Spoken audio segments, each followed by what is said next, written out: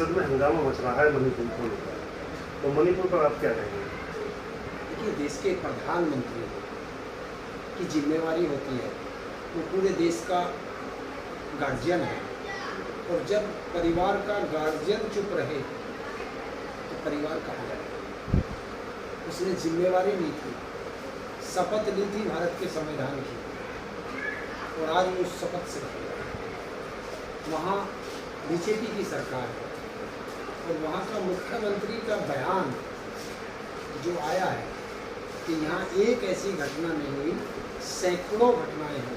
जब मुख्यमंत्री स्वयं सैकड़ों बता रहा है तो आप मान के चलिए वहाँ ये घटनाएं हजारों में होंगी। और इतनी बड़ी एक विडम्बना है मेरे भारत की कि देश का प्रधानमंत्री जी और सबसे इनमें सबसे ज़्यादा जिम्मेवार जिसे हम दलाल मीडिया कहते हैं, वो सबसे ज़्यादा जिम्मेदार है, क्योंकि मीडिया की सबसे बड़ी जिम्मेदारी होती है कि जनता के सवाल सत्ता से पूछो कहीं भी हो, और जब जनता के सवाल सत्ता से नहीं पूछेगी सरकार से मीडिया, तो समझ लो हमारे देश में तानाशाही की तरफ।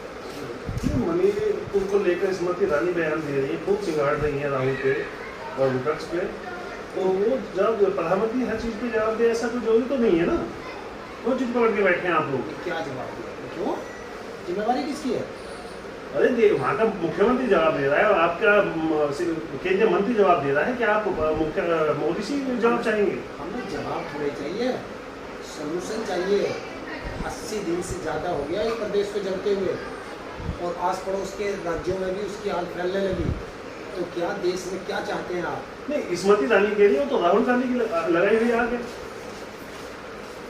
आप क्या कहेंगे, वो बाल विकास मंत्री है, उसको खुद को जाना चाहिए, खुद बोलना चाहिए। इनको अगर राहुल गांधी आग लगाता है तो उनका मुख्यमंत्री क्या कर रहा है? क्या कर रहा था? लॉ एंड ऑर्डर क्या था उनका? और वो राहुल गांधी 60 दिन बाद गया।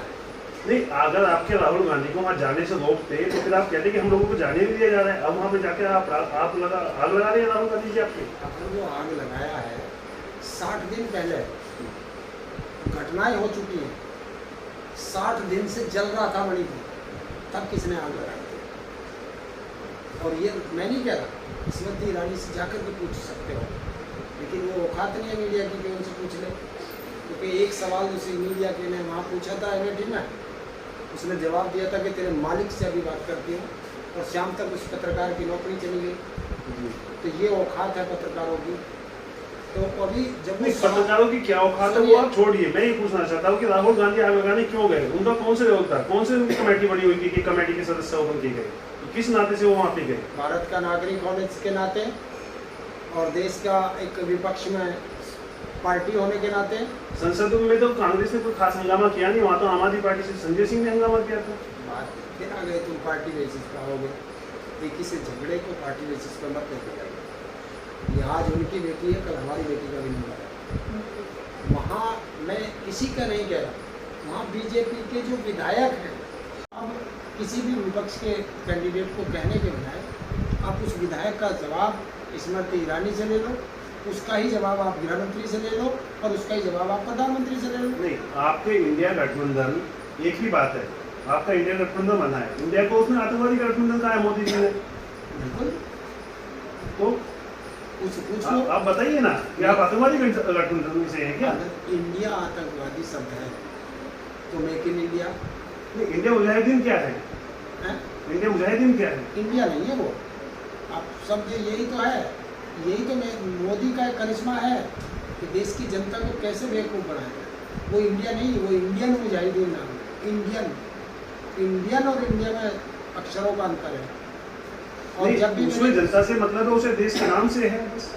मैं एक चीज़ कहता हूँ, जब मेरे भारत का पासपोर्ट उठाओगे तो उस पर लिखा होगा इंडिया। मेरे देश का संविधान उठाओगे, कॉन्स्टिट्यूशन ऑफ इंडिया। और जब अगर इन्हें तुम जोड़ते हो, मोदी ने एक गलत सबसे बड़ा जोड़ा कि इंडियन नेशनल कांग्रेस को उसने आतंकवादी ग्रुप से जोड़ दिया। इंडियन नेशनल कांग्रेस मेरी देश की वो पार्टी थी कि जिसने मेरे देश को आज़ाद कराया। हम आज जो बैठे हैं इंडियन नेशनल कांग्रेस के बैनर तले ही मेरे देश के पूर्वज लड़े थे, जिन्होंने देश को आज़ाद कराया। नहीं, उसमें तो भाजपा वाले भी लड़े थे, आरएसएस वाले भी लड़े थे, उसमें पूरा देश लड़ा था। उसमें कांग्रेस ने क्या से रुचि दिखा दी? कौन कह रहा है कि भाजपा वाले लड़े थे, आरएसएस वाले लड़े थे? सरदार पटेल का उनके पास प्रमुख नाम है। क्या सरदार पटेल उसमें थे? वो कहते हैं हमारे सरदार पटेल। अब कहने से कुछ नहीं होता। सरदार पटेल ने आरएसएस जब गृह मंत्री थे, आरएसएस पे बैन लगाया। और दूसरी चीज़ बता दूं, जब भारत छोड़ो 1942 में जब गांधी जी का एक नारा है कि अंग्रेजों भारत छोड़ो, तो 1942 में इन आरएसएस और मोदी के पूर्वज इन्होंने एक लेटर लिखा था अंग्रेजों को। और वो लेटर लिखने वाले पता कौन थे? इनके सबसे बड़े पूर्वज श्यामा प्रसाद मुखर्जी 1942 में अंग्रेजों को लेटर ये लिखा क्या था। बात होती है? हम बात करते हैं सरदार पटेल के, सरदार मुखर्जी पीछे जाते हैं। तो मैं आरएसएस और बीजेपी की बात कर रहा हूँ। नहीं, हम तो ये कह देश में योगदान पूरे देश का था, आजादी में योगदान पूरे देश का अरे था। वही तो बता रहा हूँ कितना योगदान था इनका। 1942 में इन्होंने अंग्रेजों को लेटर लिखा था कि इस भारत छोड़ो आंदोलन को कुचल दीजिए, हम आपका साथ देंगे। ऐसा नहीं, ऑफिशियल रिकॉर्ड तो है नहीं गवर्नमेंट के ऑफिशियल पास। रिकॉर्ड है, जब तुम्हें चाहिए मैं लेटर दे दूँगा। तो सरकार, जब आपकी सरकार बनी, आपने गिरफ्तार क्यों नहीं किया? श्यामा प्रसाद मुखर्जी को कहाँ से गिरफ्तार कर लूँ भाई? अरे बाकी उसके सदस्य को गिरफ्तार कर सकते थे, आरएसएस को गिरफ्तार कर सकते थे। आरएसएस के जो आप आरएसएस पे आरोप लगा रहे हैं, जब मेरा आरएसएस पे बैन लगा दिया, बैन कांग्रेस ने फिर हटा दिया क्या? सरदार पटेल ने। फिर कांग्रेस ने बैन हटाया क्या? देखिए, कुछ राजनीतिक संगठनों में ऐसे होते हैं जो सामाजिक संगठनों में आते हैं गिनती में, वो गलत गतिविधियाँ करते हैं तो उनको कुछ दिन का बैन लगता है। और उस समय फिर सरदार पटेल जी हमारे देश के गृह मंत्री नहीं रहे, तो वो उस समय की बात थी। ये जो कुछ मणिपुर को लेके जो कुछ सांसद विरोध में बैठे थे, उनको एक सांसद है मनोज तिवारी दिल्ली से, उन्होंने कहा है तो नामर्दों की औलाद है, नामर्द है। तो इसे कैसे देखते हैं? तो इस तरह की जो कहेंगे, ये ऐसे शब्द हैं जिनको ऑथेंटिक जांच के बाद ही बता सकते हैं, क्योंकि मैं वो भाषा नहीं बोलना चाहता जो ऐसे लोग बोलते हैं। तो बताइए वो कौन सी जांच करके आए थे? इमरान प्रतापगढ़ी से कल मुलाकात हुई, सोशल मीडिया से हमें पता चला। क्या बताया इमरान प्रतापगढ़ी ने? क्या मणिपुर प्रधानमंत्री बोलेंगे? देखिए, मेरी उनसे बात हुई थी, मैं उनसे गया था कि आप किसानों के मुद्दे पर भी बात करें। सबसे पहला मैंने मणिपुर का मुद्दा रखा था, फिर किसानों की बात हुई थी, और मैंने जो आम आदमी पार्टी के संजय सिंह हैं, उनका राज्यसभा से निष्कासन हुआ था, उस पर भी बात हुई थी। तो अब देखिए, विपक्ष का काम क्या? जनता के मुद्दे उठाना। अब ये प्रधानमंत्री की जिम्मेवारी है कि उसी संसद के बगल के कमरे में वो बैठा हुआ है और आने से डरता है। तो मंत्री छोड़े हुए हैं, इसमें क्या गलत है? देखिए, संसद इसीलिए बनी है। नहीं, वो बिजी हो सकते हैं किसी कार्य में, क्या आरोप लगाना जरूरी है? संसद का सत्र प्रधानमंत्री की परमिशन से बुलाया जाता है। तो जब सत्र तब बुलाया जाता है जब प्रधानमंत्री चाहता है। अच्छा ताऊ जी, एक बात और बताइए आप कि इस बार जो इंडिया गठबंधन बना है, 2024 का चुनाव आने वाला है, तो आप इसमें अपने आप को क्या अगले के मंच में हम आपको देखेंगे या कहाँ देखेंगे? इंडिया के मंच पर, क्योंकि मैं लगभग 150 सीट पे मैं मोदी का विरोध करूँगा, जो हिंदी बेल्ट है। तो आप सब मोदी के विरोध के लिए ही बने हैं? क्योंकि उसकी नीतियाँ गलत है। नीतियाँ तो कांग्रेस सरकार की उसमें छत्तीसगढ़ में गलत है, राजस्थान में भी रेप होता है, बंगाल में भी होता है, उस पर तो आप नहीं बोलते। कौन कह रहा नहीं बोलता? कौन कह रहा है? नहीं, कोई भी ऐसी डिबेट आपकी नहीं, आप सब मोदी के पीछे पड़े हुए हैं। जब तुमने अभी तक मेरे से पूछा नहीं तो मैं कैसे कह दूँगा? राजस्थान में एक बच्चे का मूंछ रखने पर गर्दन काट दी थी। आप सोशल मीडिया उठा के देखो, मैंने कितना ललकारा था उसे। आप उठाओ उस बच्चे की जिसने मटके का तो पानी उसमें तो आपकी सरकार की गलती हुई ना? मेरी कौन सी सरकार है? मैं किसकी राजनीतिक पार्टी का इंडिया हूँ? गठबंधन की तरफ से आप बात कर रहे हैं, कहीं ना कहीं कह रहे हैं कि आप मैं इंडिया गठबंधन के मंच पे देखूंगा। मैंने क्या कहा कि मैं मोदी की गलत नीतियों का विरोध करूँगा। विरोध तो आप इंडिया गठबंधन के मंच से करेंगे ना? देखिए, हमारे पास इतना पैसा नहीं है कि हम मंच लगा सके, लोगों को इकट्ठा कर सके। नहीं, मेरा काम है आप देखिए, पैसे की बात करते हैं। मैंने कल ही देखा था आप एक बड़ी गाड़ी में घूम रहे थे। मैं तो BMW में भी घूमता हूँ। अगर आप जैसे मुझे बैठा करके कहीं ले गए थोड़ी देर को और उन्होंने मुझे लिफ्ट दे दी, हाँ जी, BMW के साथी के साथ BMW वाला ही बैठता है, कुछ छिपा नहीं है शायद आप। नहीं ऐसा कभी नहीं होता। अच्छा एक काम करो फिर मोदी से कह दो, ईडी उनकी, CBI उनकी, इनकम टैक्स उनकी और रॉ उनकी। नहीं, ये तो आप आरोप लगा रहे हैं कि उनकी वो देश की है। ये देश का प्रधानमंत्री है जी, उसी के अंडर में है फिर आप कहेंगे दुरुपयोग कर रहे हैं। ये।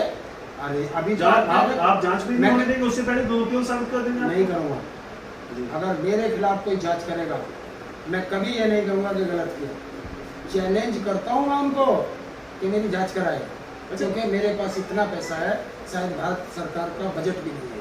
अच्छा ताऊ जी, आप उत्तर प्रदेश में लगता है इस बार चुनाव लड़ने के मूड में हैं।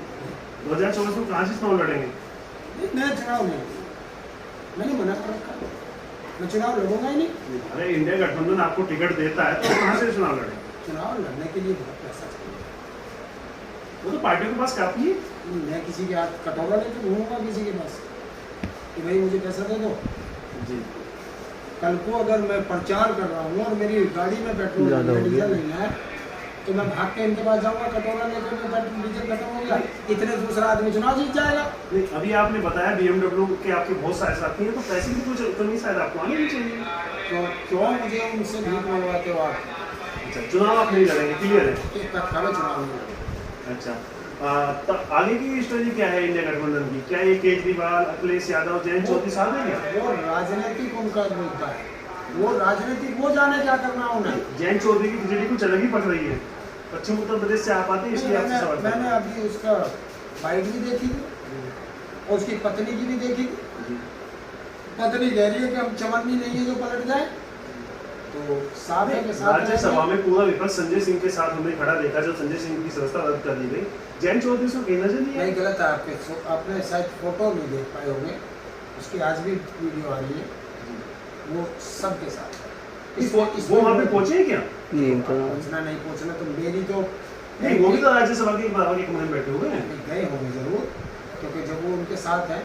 मेरी तो एंट्री है नहीं। ऐसा लग रहा है अगर कि मेरी खिचड़ी पक रही है कुछ। एंट्री देखिए, अगर वो राजनीतिक खिचड़ी पकड़ी होगी तो वो जाने राजनीतिक को होगा। मैं कैसे कह दूँगा? मैं उसे ना गलत कह सकता हूँ ना सही कह सकता हूँ, वो क्योंकि वो उत्तर राजनीतिक। प्रदेश की राजनीति में मायावती बहुत अहम योगदान रखती हैं, तो मायावती को आप कैसे देखते हैं? मायावती आपको तो गठबंधन, ये मायावती जाने या वो जाने।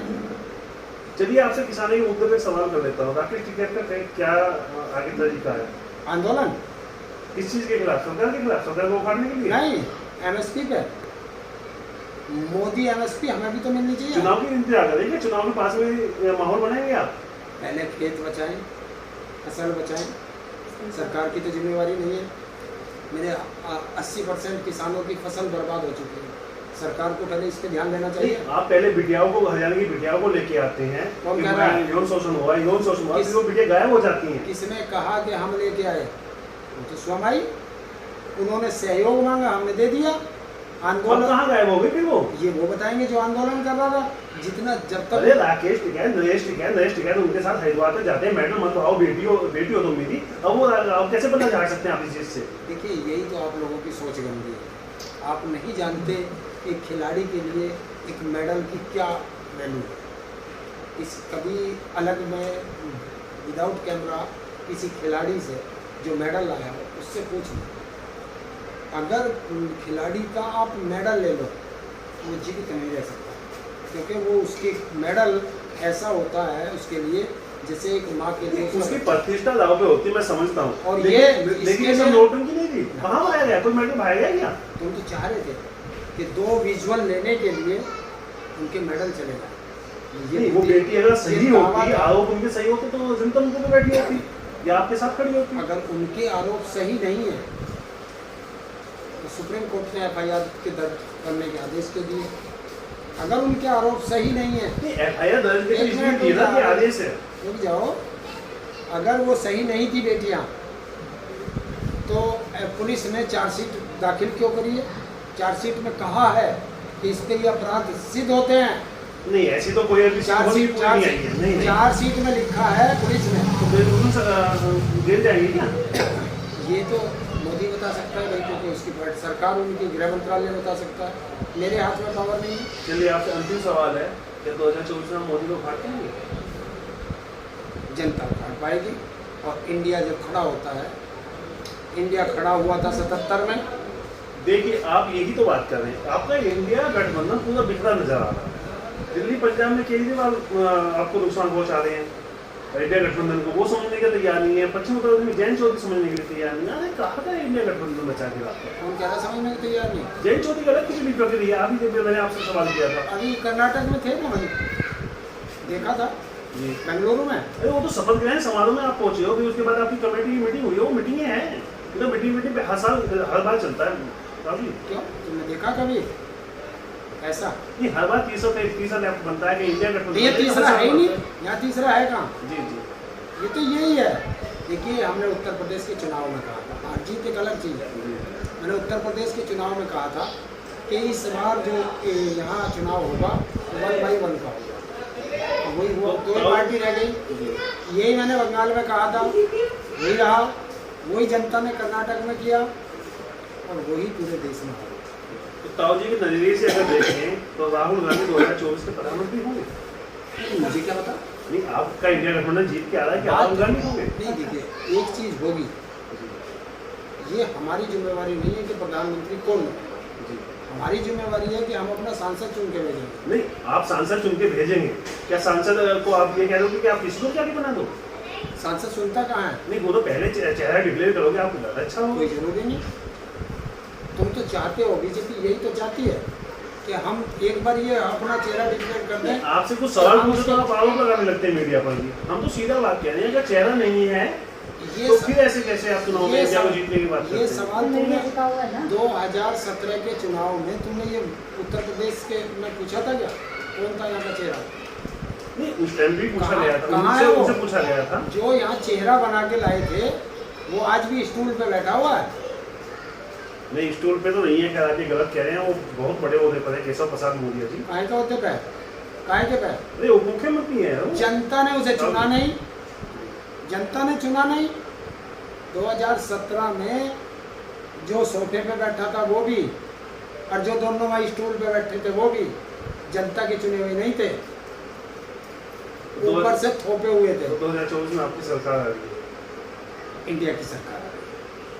चलिए हमारे साथ थे हरिंदर ताऊ जी, और जो अपने विवाह बातों के लिए जाने जाते हैं, किसान नेता हैं, पश्चिम उत्तर प्रदेश में काफ़ी मजबूत पकड़ रखते हैं।